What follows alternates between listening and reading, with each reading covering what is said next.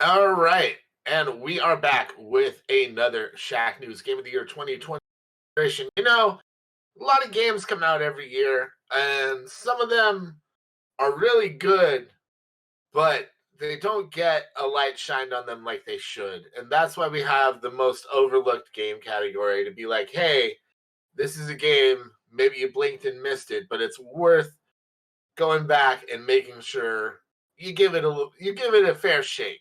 So let's get started with the nominations. TJ Denzer, why don't you start us off? I think one of the most unfair things that happened as far as any game coming out was Gundam Evolution launching directly beside Overwatch 2. It was a situation where Overwatch 2 obviously had the more established product, had more eyes on it, it was like a much anticipated thing. And even if it disappointed me, there's still a lot of fans out there that still play that game and love it. And I'm not gonna take anything away from them, but like it sucks that Gundam Evolution had to go up against that because I do fully believe that it's the superior game of the two. Um, and like it's so fun too. I mentioned this in another debate, but like it's one of the few games that does the Overwatch thing that I think does it on a level comparable in terms of quality and just entertainment value.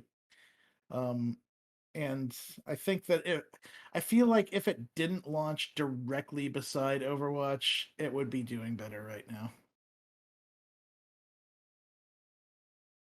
I agree. I agree. It didn't get enough of a fair shake. I still think it needs some improvements. So they need more recognizable Gundams in that game for sure. Like Hmm. it needs more content. But I mean, fair enough. It has, I think, a little less content than Overwatch 2 overall, but at least you can play as whoever you want, and they don't limit the fighters, or they haven't taken any out for rebalancing either. So there you go. Shots fired. All right. Well, who would like to kick us off with the next nomination? I'll go next. All right. So, case in point, I Gotham Knights I think deserves a nomination because David has a Batman wedding ring and he hasn't even touched that game. So, if there's any more case in point, no, I'm just kidding. I think it's a game that got a really bum rap when it was released. People were screaming that it was only getting 30 frames per second, and that was a big deal. And then also they piled on top of it because it wasn't like Arkham Knight, and it's just like I felt that was so unfair because it was not. It didn't advertise a free flow combat system. It didn't advertise any of the same aspects or things that the Arkham series did, and still people were constantly comparing to the Arkham series. It's. I thought I was so dumbfounded by that. I think a lot of people didn't give it a chance because of those two reasons: the low frame rate on console or the standard frame rate on console, and the fact that it wasn't like Arkham Knight, or the physics weren't as good as Arkham Knight, or the visuals weren't as good as Arkham Knight. Like I think that a game without Batman that focuses on his allies is so different than almost all Batman games because they all have one thing in common: Batman, right? They all focus on Batman. Batman's the main character in it. You play as him, you're with him all the time. This one, you're not in with him, and I think people just wrote it off way too quickly without giving it a chance. And I think the game's gonna Mhm. struggle moving forward because of that reason. Uh, I think that there are some things that are good about it. Um, but a lot of it felt generic to me, honestly. Like that was the problem I had with it was I didn't feel connected to Gotham City at all. Really, it's such a schlep to get from like the south part of the city to the northern part of the city. And then the levels are just levels. They're literally that. You can explore as much as you want in between that stuff, but it's not like an open world where you're around doing things at your leisure. Each night moves the story along progressively as opposed to you deciding what pace you want to go as, right? You have objectives you do in the world, right? That complete certain campaigns. When you do certain enough of those missions, the campaign scenario will open up. Um, and so like you can control like what you want to do and which story mode you want to progress through. Like I'm just doing the Penguin one right now. I'm not even worried about the Court of Owls, so I'm just focusing on that one right now. And another plus of the game, I think, is that like every cutscene they had to do 4 times with 4 different characters, and all of them have different lines and different reactions to how they handle the situation, and they all absolutely nail the comic personas of these characters. Dick Grayson, Barbara Gordon, Jason Todd, Tim Drake, Tim especially. Like they really do paint him as like the greenest member of the group who's the smartest, but also not the most violent or skilled.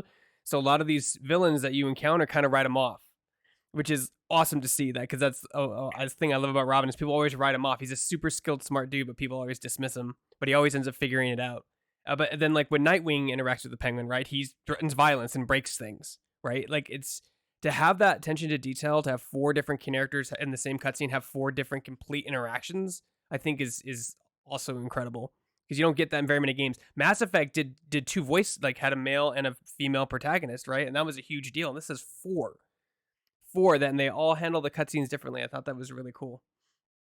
I think to Blake's point, I mean, I'm a Batman fan, and not just of the main character. I love the Batman world. I love the Bat family, the mythos. But to me, this is not an opinion. Mileage can vary, but this isn't an overlooked game. This is a game that just wasn't well received, and that a lot of people, me included, are waiting to be discounted until they fix some of the issues. Like I'm interested in it, but it didn't appeal to me at launch. I do think that you made a really great point, Greg, that I think Batman games going forward are kind of between a bane and a hard place, right? Where uh they they're either going to be accused of being too similar to the Arkham games, or they're going to be accused of being too different from the Arkham games.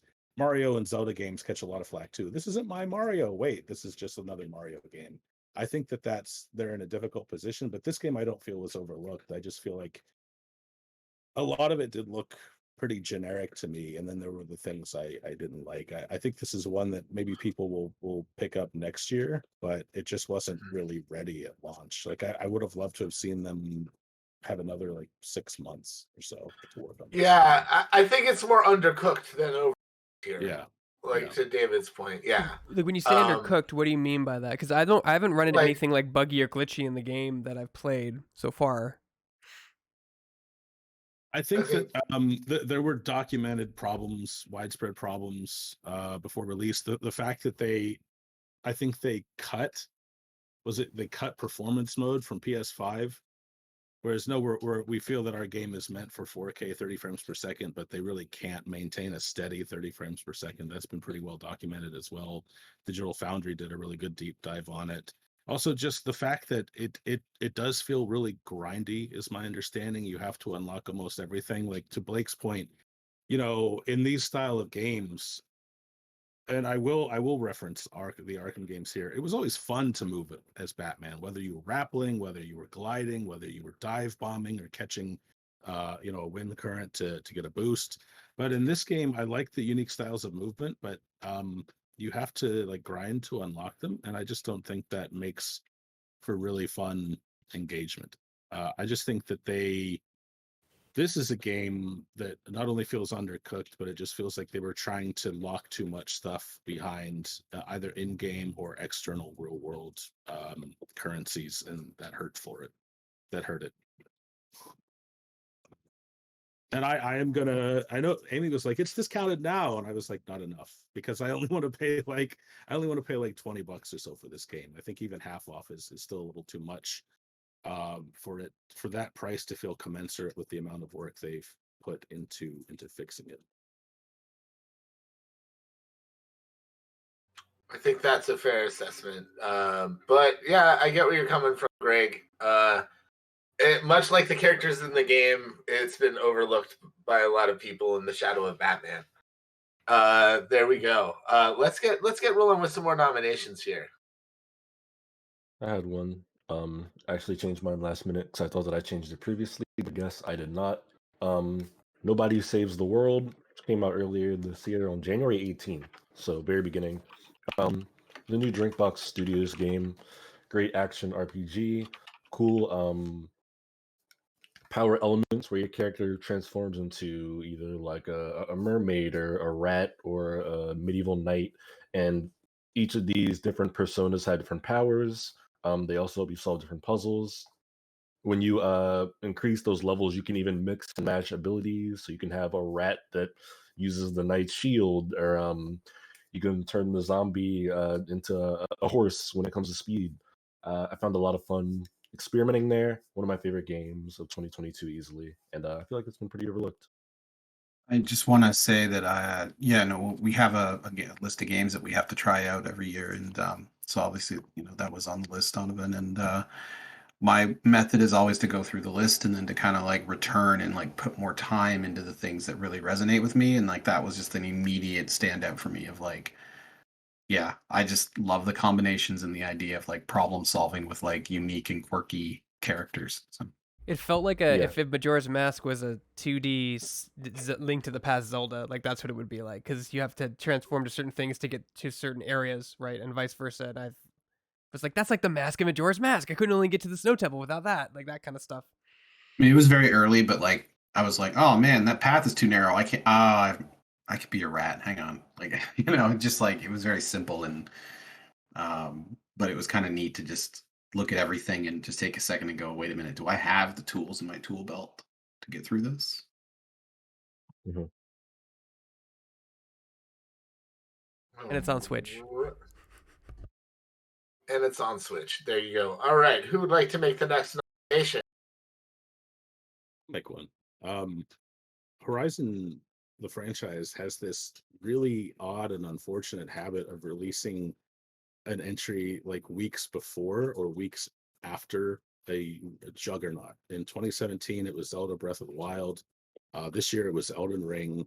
And I know that among our staff, Horizon is very popular, but I do feel like it really hasn't gotten as much exposure this year just because of its proximity to Elden Ring. I think in some ways, and this isn't to say it's a bad game, but it's never, this franchise has never really done it for me because it kind of incorporates what I find to be an outmoded style of open world design, one that I just tired of a long time ago. I'm much more drawn to the Breath of the Wild and Elden Ring style of open world design, where I have more agency in what I'm doing and not doing a lot of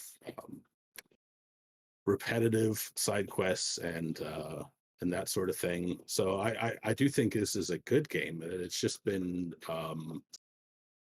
overlooked, but that can be relative, right? Like I think it's a good game, but I really just think Sony should kind of look at their release calendar a bit more for whenever they release the third one. Yeah.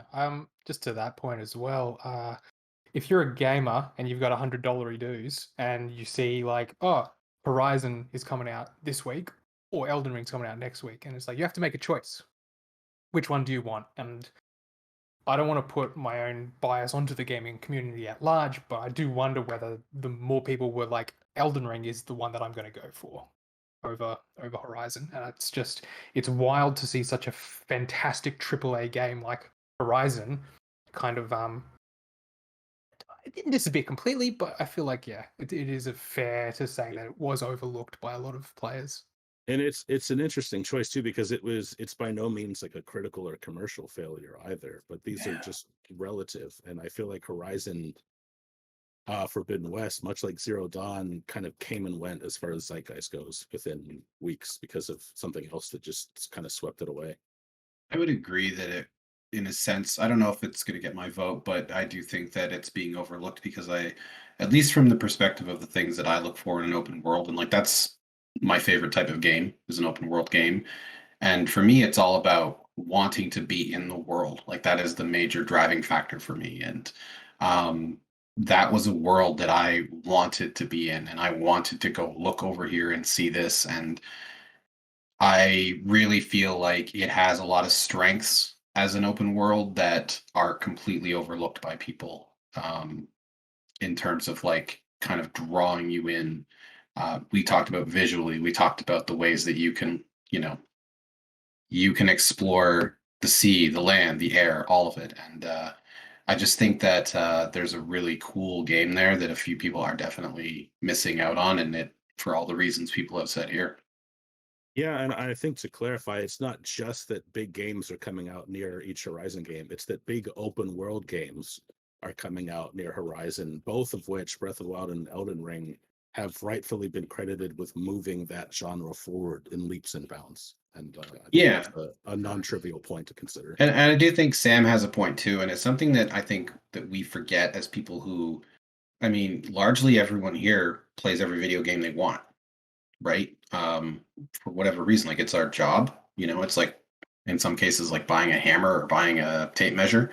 And I think sometimes we do forget that, like, and I get reminded of this with friends of mine all the time, like, hey, what game should I buy? There's one. What game? Like, there isn't 3, there isn't 4. It's not like I can test them all. Like, which one should I buy? And I think that can factor into overlooked across many games. And also it's not just like price, like cash. It's I've got 100 hours. Where should I spend my 100 hours? Point. I think also, like, to everyone's point on Forbidden West is that, like, it's also only on one ecosystem, which makes it difficult. If you're on PC or on Xbox, you can't play it. You have to have a PS4 or PS5 to play the game. And that actually, that's the thing that can make it overlooked too. The limited community window, people on PC who miss out on the game, they have to play it on PlayStation or have to wait another year for it to come out to PC. So yeah, it's a good argument. I think exclusivity is fine. I mean, to that point, this year it was hard to find a PS5, harder than it is now, and it's still difficult. But yeah, you could play it on a PS4, so there were a lot of those. That was the best-selling console last generation, so I don't think that hurt it too much. Yeah, and I mean, like, when it comes down to it, this is another sort of subjective thing, but like, when people ask me what game they should start off with on PS4 or PS5, well, PS5 obviously now, but usually it will depend on if the person has experience with From Software games. If they don't, Horizon is my go-to answer. It's like it either that or Ratchet and Clank Rift.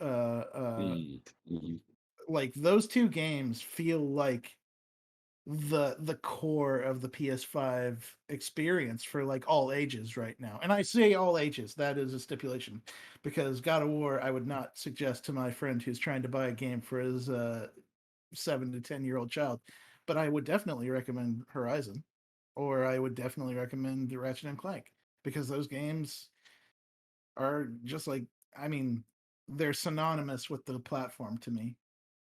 Yeah. All right. Well, let's see. We have a few more nominations here. I'm gonna get Asif's nomination out here for him. Roller Drum. This game, first of all, it has like a really interesting, almost comic book visual style. It almost reminds me of 13, if anyone played that, with the cell shading.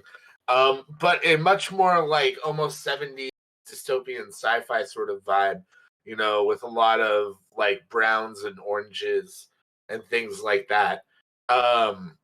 And then it's also like it's like Tony Hawk, but you're killing stuff, right? So you have rollerblades, and you're going around and you're doing trick combos while also having to take out targets, right? Fight enemies and mechs and tanks and things like that.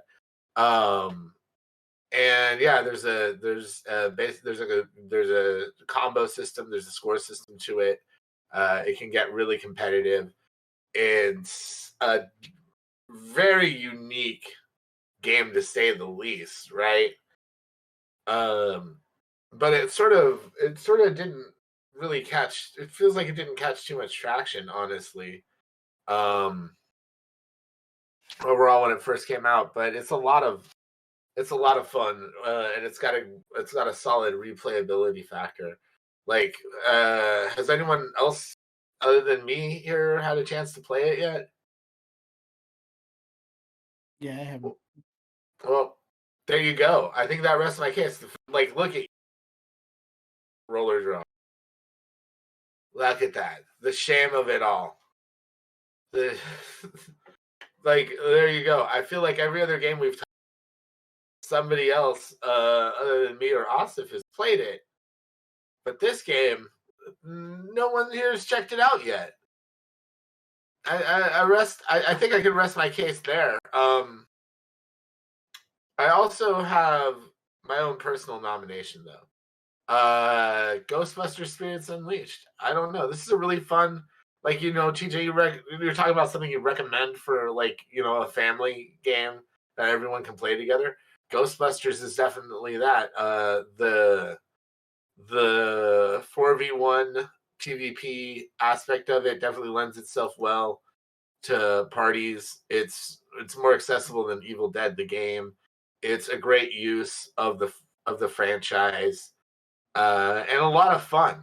Like once you start sinking your teeth into it, it becomes very addictive, and you want to keep playing. Rounds don't last that long. Each one's kind of a unique challenge, and what can I say? Busted makes me feel good.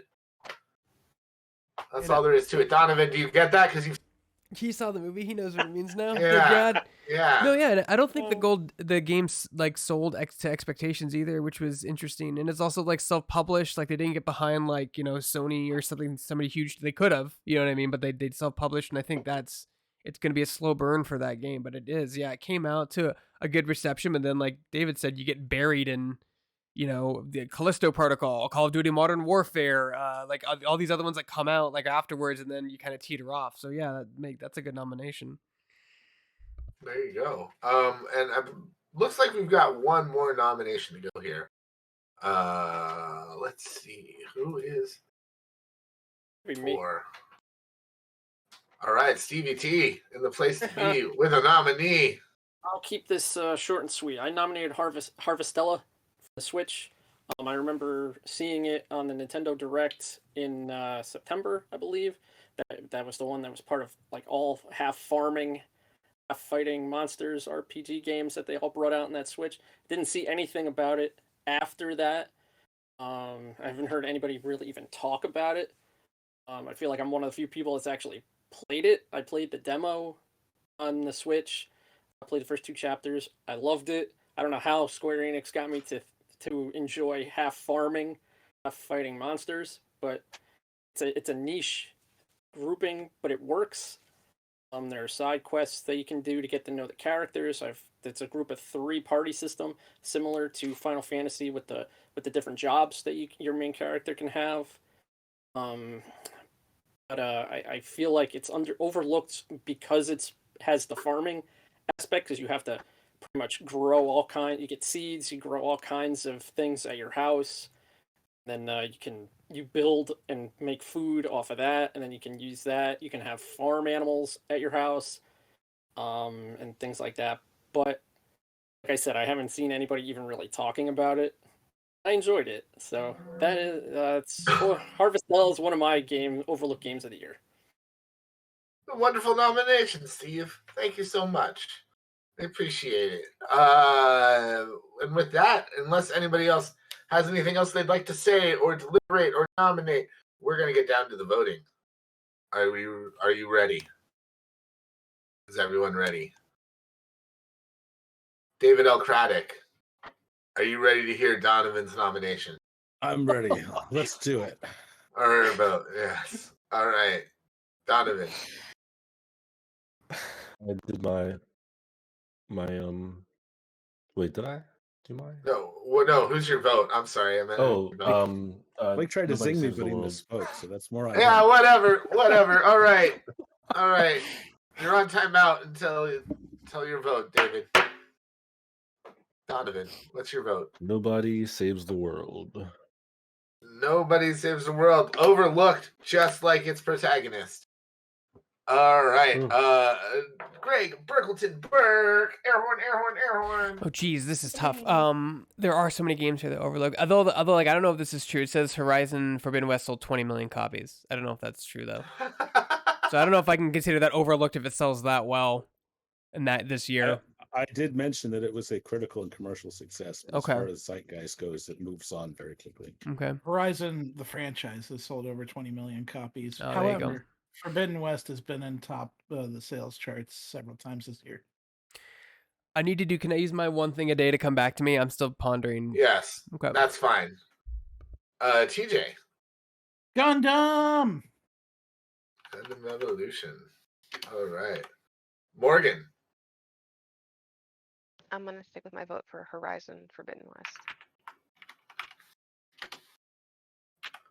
All right. Let's see, Bill Lavoie.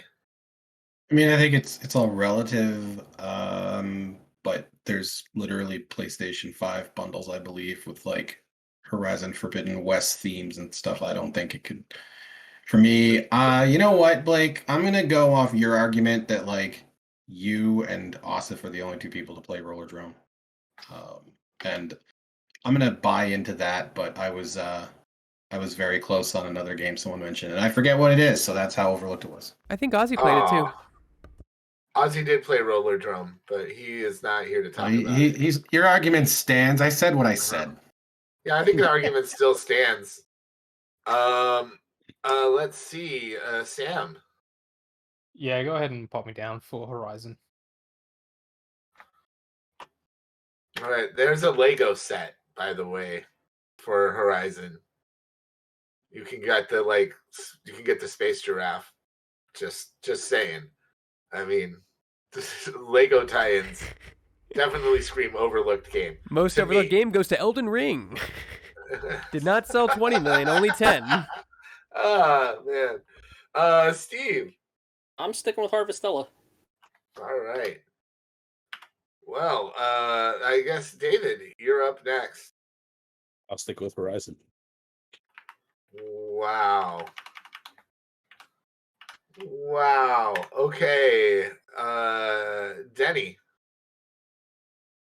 I will go with Horizon because Really? it could have pretty much not existed when Elden Ring What came is out, so- happening? Wow.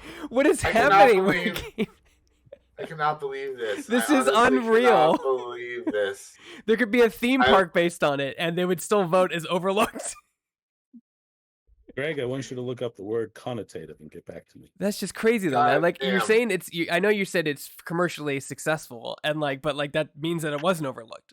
Like that literally would means that did people buy it and not play it? Like, is that what the argument is? Like, Let It's me an remind issue you of- that my argument for Gundam Evolution was that it came out alongside Overwatch 2, which puts it in a similar Which literally situation means, without yeah. all of the staggering success. without the staggering success. Yeah. I am wow. I mean, I guess let's see. Who hasn't where are we with the votes? Who hasn't put in their vote? I haven't yet? put in my vote yet. All right. Greg, you haven't put in your vote. Did I put in my vote? I must have put in my vote. No. Did you vote Roller Drum, Blake? I'm going to vote Roller Drum. I think I made too good of a case for it to not get my vote. It would Scott, be pretty also wild if you vote. convinced me, but not yourself. Yeah. Yeah. Well, you got Ghostbusters down on the list. Yeah, but I may have just swayed myself because, Ghostbusters is still going. But I still stand by it. It needs more love. Greg, what are you thinking? I mean, Roller Dome, because that would be Roller something Dome? that, only All right. Let's see. Wow, is that all the votes? That is all the votes. Wow. Such a small, humble game coming from meager beginnings at a small little indie publisher called Sony. Your most overlooked game is multi-million-dollar selling franchise Horizon Forbidden West.